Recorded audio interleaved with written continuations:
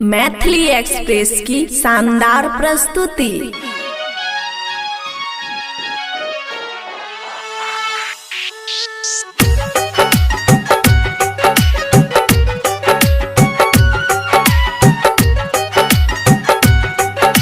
खुशी recording studio बलुआहा।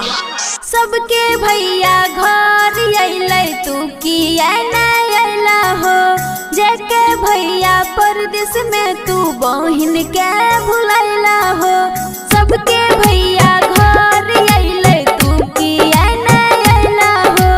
जेके भैया परदेश में तू बहिन के भुलैला। राह देखै छियै हम हुई जोड़िया में। राह देखै छियै हम हुई जोड़िया में। राखी कानै छै भैया हमर थरिया में। राखी कानै छै भैया हमर थरिया में।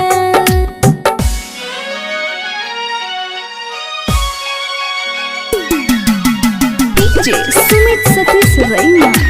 डीजे सुमित सतीश रैना।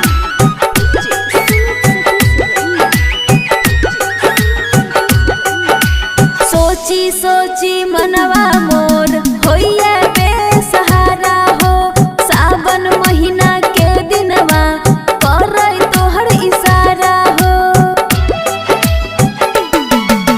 सोची सोची मनवा मोर होइए बेसहारा हो। सावन महीना के दिनवा करै तोहर इशारा। सुना रोबै मिठाई जरिया में। सुना रोबै मिठाई जरिया में। राखी कानै छै भैया हमर थरिया में। राखी कानै छै भैया हमर थरिया में।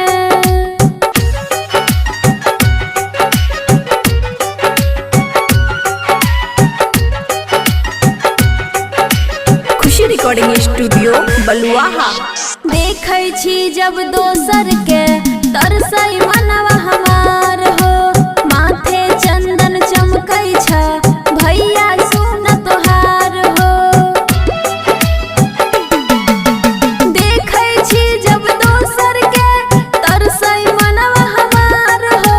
माथे चंदन चमकै छ भैया सुन तोहार। कहै बैठल दीपाली छै दुआरिया में। कहै बैठल दीपाली छै दुआरिया में। राखी कानै छै भैया हमर थरिया में। राखी कानै छै भैया हमर थरिया में। खुशी रिकॉर्डिंग स्टूडियो बलुआहा।